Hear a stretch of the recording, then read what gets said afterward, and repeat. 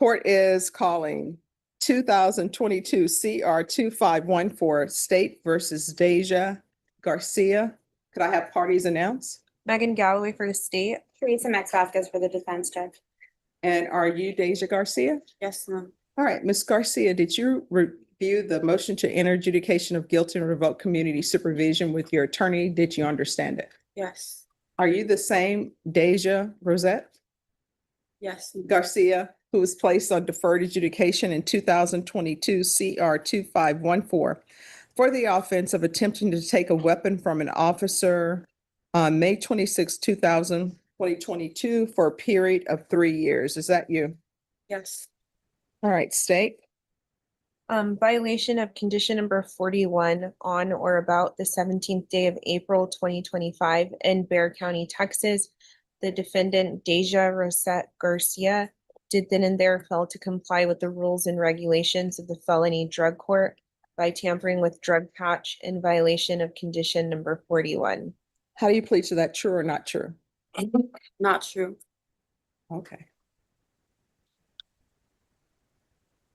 All right. I guess I need to talk to the attorney because I thought something different was happening. Okay. Will you just step back for Sure. 5 seconds? Just.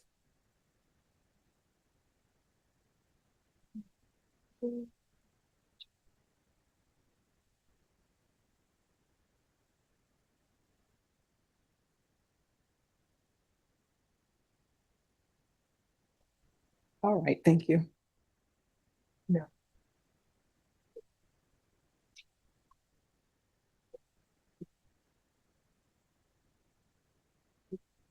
Yeah, Judge, if I could, well, we're gonna go back on the Sure, record. we're I'm back gonna on the record. withdraw the condition of violation of condition number 41 Okay. and proceed on violation of condition number 2 on or about the 31st day of March 2025 in Bexar County, Texas. The defendant, Deja Rosett Garcia, did then and there admit to consuming alcoholic beverages in violation of condition number 2.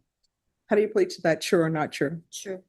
And then we waive and abandon the remainders, Your Honor. Any objections? No objection. Did you understand by pleading true to violation of condition number 2, the court could find it true, grant the motion, find you guilty, sentence you up to 2 years in the state jail facility and up to a $10,000 fine?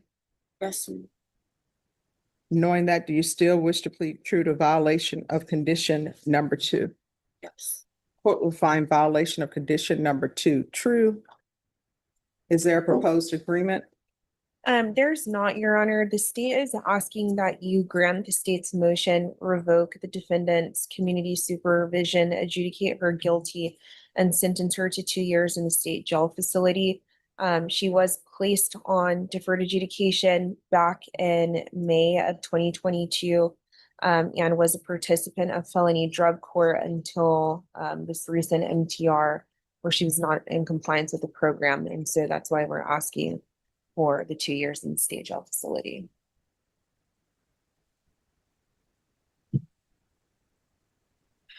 All right, what are you requesting? Yes, Judge, we are asking the court to consider the recommendation of the probation officer. We did confer with probation and their recommendation, as far as I understand it, is to reinstate her with the DDRF. It seems, as far as I understand, Judge, after talking to my client and reading the report, is that she did well on DDRF. She did not do well on SAFE-P, is what I understand. So I've had communications with her. I have an understanding, a little better understanding of DDRF and the difference. And she does feel that she benefited more with the dual that includes the mental health But component. didn't felony drug court have her on the dual track? They moved her. That's a good question, Judge. I believe they moved her from the DDRF to straight SAFE-P is what I understand. And that's where she Didn't want to go to SAFE-P. went astray, I No. believe. So you didn't want to go to SAFE-P? I just signed on it, cause just wasn't in the right state. You want to raise your right hand for me? Do you solemnly swear or affirm the testimony you give will be the truth and nothing but the truth, so help you God? Yes. All right, you can lower your hand, state your name for the record. Deja Garcia. So felony drug court, didn't they have you in their dual diagnosis program? Yes, ma'am. All right, so where are you saying you went off track?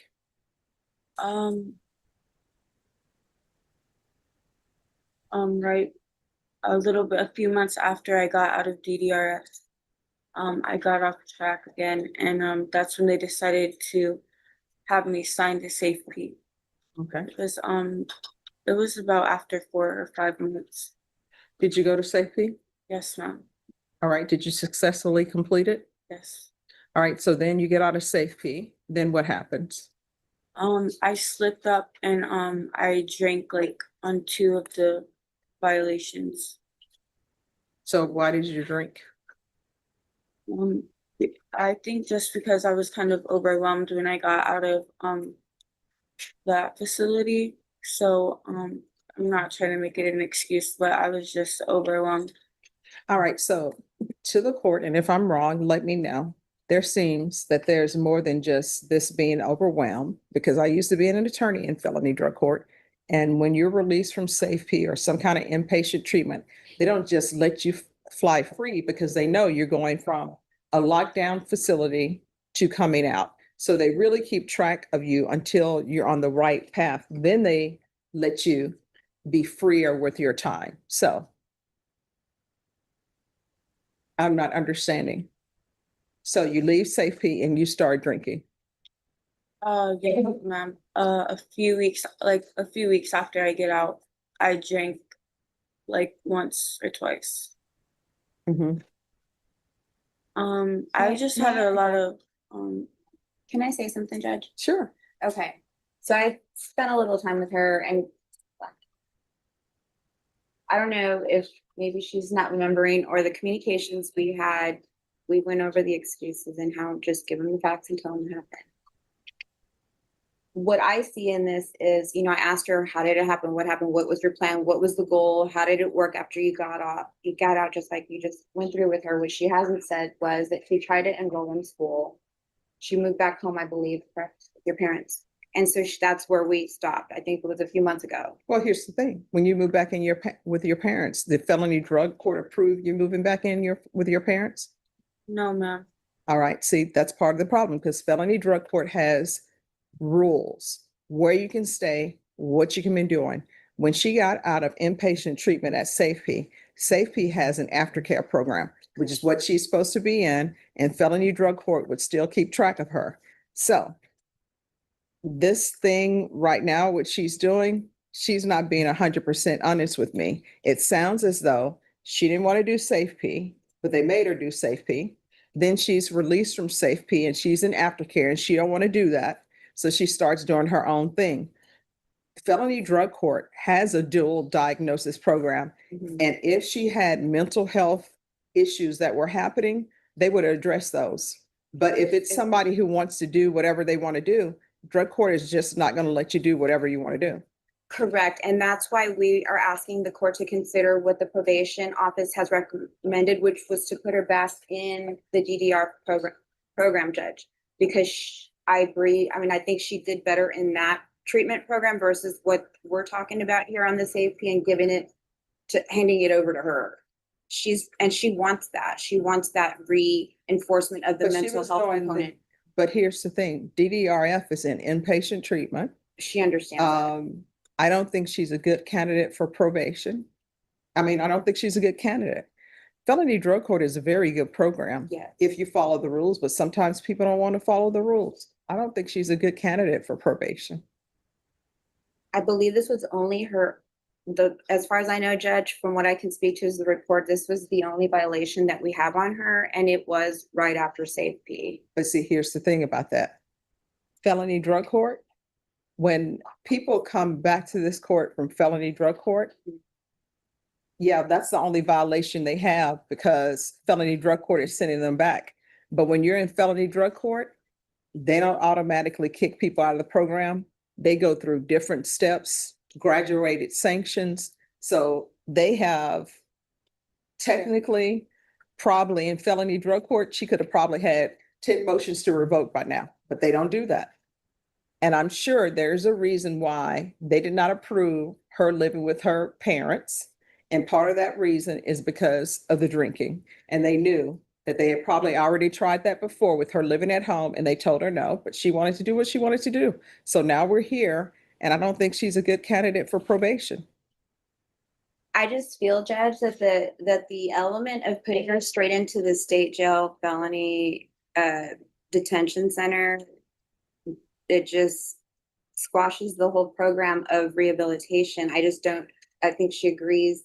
If it's gonna mean more time, Judge, I think that the benefit would be there for her to do the mental health component. She clearly knows that she needs that help, as far as I know, and she's being fully, as far as I know, Yeah. you know.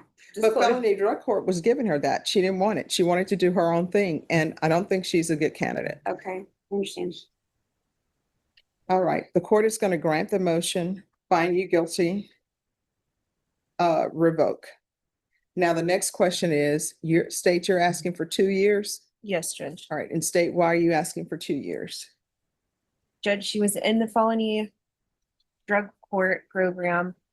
They did do graduated sanctions with her that included the DDRF and SAFE-P. And she just still could not comply with the terms of probation. So that's why we're asking for what we're asking.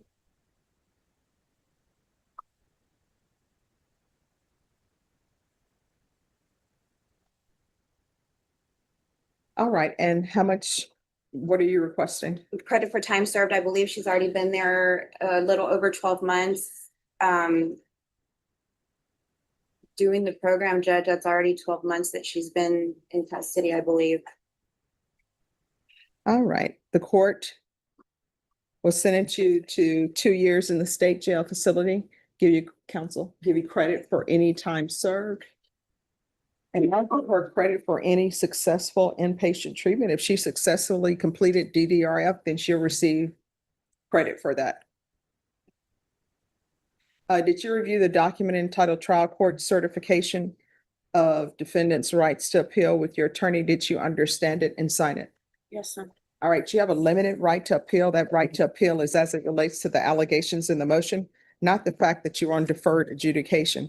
Because this is a felony conviction, you're not allowed to own or possess any weapons or ammunition. If you have a question over what a weapon or ammunition is, you'll need to speak to an attorney. Do you understand? All right, good luck to you when you're released from custody. If you're still trying to find help with your mental health or maintaining your sobriety, if I'm still here, you come back here, I'll pick up the phone and call for a placement for you. All right, good luck to you.